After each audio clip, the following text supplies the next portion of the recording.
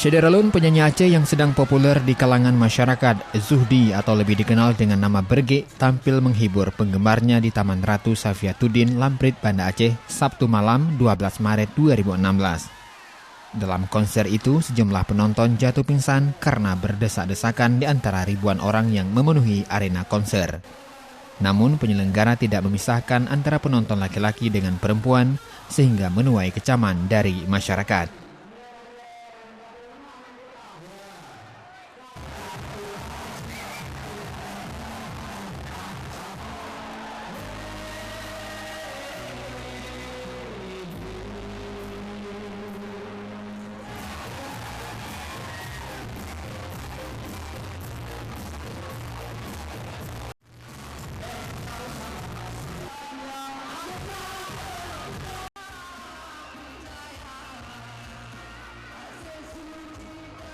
Dari Banda Aceh, Budi Fatria, Serambi On TV.